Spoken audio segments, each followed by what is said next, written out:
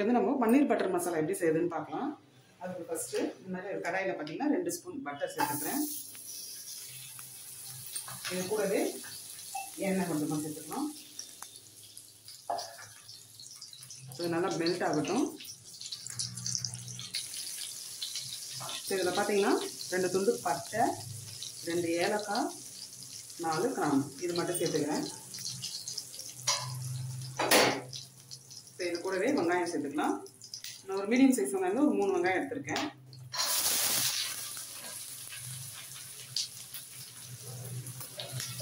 இதில் சேர்த்துடலாம்.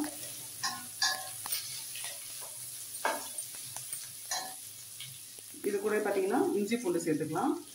ஒரு துண்டு இஞ்சி வந்து கட் பண்ணி வச்சுருக்கேன். அது அப்புறம் பூண்டு ஒரு 10-12 பீஸ் சேர்த்து 10 இல்லாட்டி ஒரு 12 அந்த அளவுக்கு எடுத்துருக்கேன். இதையும் சேர்த்து இதோட வதக்கிடலாம்.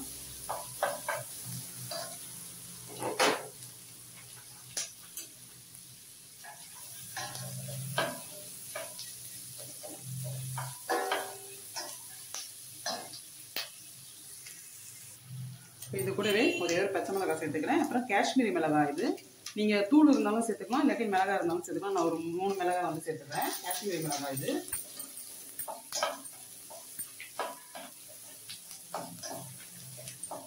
இது கொஞ்சம் ஓரளவுக்கு வதங்கட்டும். வெங்காயம் இஞ்சி பூண்டு எல்லாமே ஓரளவுக்கு வதங்கட்டும். இப்போ பார்த்தீங்கன்னா வெங்காயம் ஓரளவுக்கு வதங்கிடுச்சு. இப்போ வந்து தக்காளி சேர்த்துக்கலாம். தக்காளி வந்து ஒரு 4 தக்காளி, மீடியம் சைஸ் தக்காளி வந்து 4 தக்காளி சேர்த்துருக்கேன்.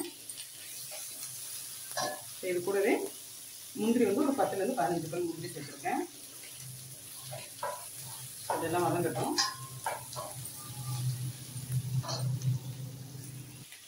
இப்போ பிறகு நல்லா வதங்கிடுச்சு. இப்போ அவ்வளோதான். இப்போ ஆஃப் பண்ணிவிட்டு நல்லா ஆற வச்சுட்டு அரைச்சிக்கலாம்.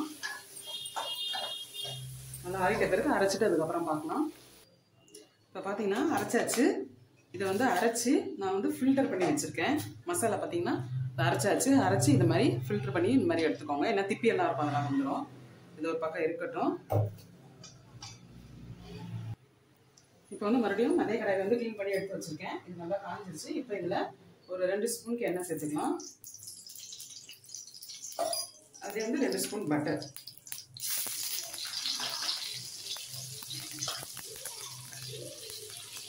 பட்டர் நல்லா மெல்ட் ஆகட்டும். இப்போ இதில் பார்த்தீங்கன்னா ஒரு 2 துண்டு பட்டையும் ஒரு 2 லவங்கமும் சேர்த்துக்கிறேன். வேறு எதுவும் சேர்க்கல. நெக்ஸ்ட்டு பார்த்தீங்கன்னா ஒரே ஒரு பெரிய வெங்காயம் எடுத்துருக்கேன். அதை நல்லா பொடியாக நறுக்கி வச்சுருக்கேன். அதை இதை சேர்த்துக்கலாம்.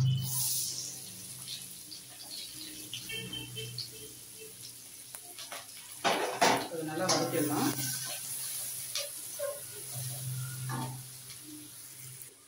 இப்போ வெங்காயம் நல்லா வதங்கிடுச்சு. இப்போ ஸ்டவ் வந்து சிம்மில் வச்சுருங்க. மசாலாலாம் ஆட் பண்ணிக்கலாம். இதில் வந்து ஒரு 1/4 டீஸ்பூன் வந்து மஞ்சள்தூள், அப்புறம் தனி மிளகாய் தூள். ஏற்கனவே நம்ம வந்து பச்சை மிளகாய் சேர்த்துருக்கோம். காஷ்மீரி சில்லி பவுடர் வந்து கலர் தான் கொடுக்கும், நமக்கு அந்த அளவுக்கு காரம் இருக்காது. அதனால உங்களுக்கு எந்த அளவுக்கு காரம் வேணுமோ அந்த அளவுக்கு சேர்த்துக்கோங்க. நான் 1/2 ஸ்பூன் வந்துட்டு தனி மிளகாய் தூள் சேர்த்துக்கிறேன். அப்புறம் பார்த்தா ஜீரகத்தூள் ஒரு 1/2 ஸ்பூன். இதை சேர்த்து நல்லா கலந்துடுவேன்.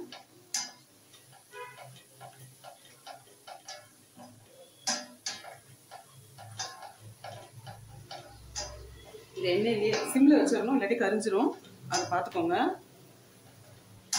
இந்த எண்ணெயிலேயே மசாலா வதக்கிட்டோம்னா அந்த பச்சை வாசனைலாம் போயிடும்.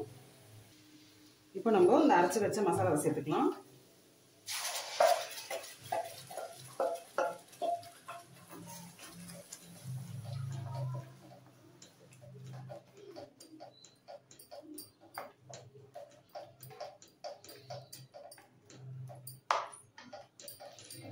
நல்லா ஒரு 2 நிமிஷத்துக்கு வந்து இதை அப்படியே நல்லா கலந்து விடுங்க. இந்த ஸ்டேஜ்ல தேவையான உப்பு சேர்த்துக்கலாம்.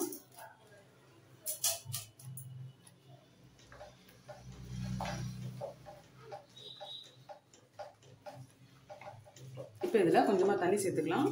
நான் கிண்ணத்துலேயே கொஞ்சம் தண்ணி ஊற்றி அலசி ஊற்றிருக்கேன்.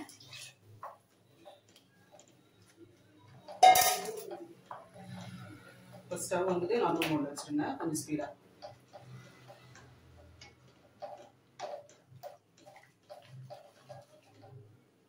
இப்போ இது கொதி வரட்டும்.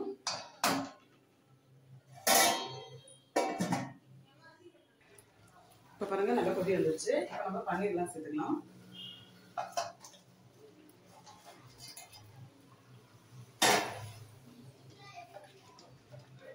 இது கூடவே ஒரு 1/2 டீஸ்பூன் அளவுக்கு கரம் மசாலா.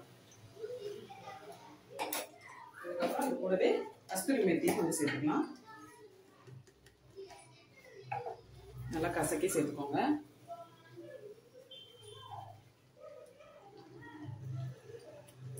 சேர்த்து நல்லா கலந்துருங்க.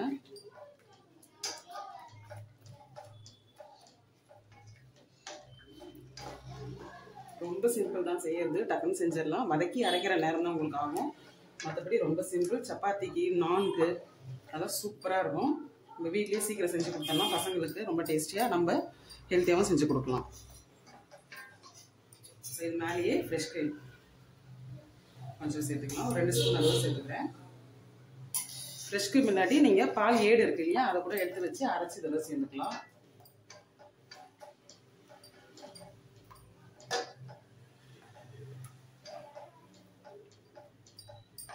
அவ்வளோதான். இப்போ நம்மளுக்கு சூப்பரான ஒரு பன்னீர் பட்டர் மசாலா வந்து ரெடி ஆயிடுச்சு. லாஸ்ட்டில் இதில் வந்துட்டு கொஞ்சமாக சர்க்கரை ஆட் பண்ணிக்கோங்க. அந்த புளிப்பெல்லாம் நம்மளுக்கு பேலன்ஸ் பண்ணி தரோம். ஒரு 1/2 ஸ்பூன் அளவுக்கு சர்க்கரை சேர்த்துக்கலாம்.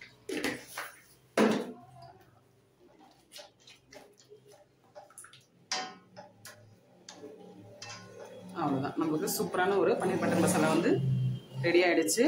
இதே மாதிரி நீங்களும் ட்ரை பண்ணி பாருங்கள். எப்படி இருந்தது சொல்லி கமெண்ட்டில் சொல்லுங்கள். இந்த வீடியோ உங்களுக்கு பிடிச்சிருந்தா லைக் பண்ணுங்கள், ஷேர் பண்ணுங்கள். மறக்காமல் தஞ்சை கிச்சன் கலாட்டாக்கு சப்ஸ்கிரைப் பண்ணாதவங்க சப்ஸ்கிரைப் பண்ணுங்கள். தேங்க்யூ.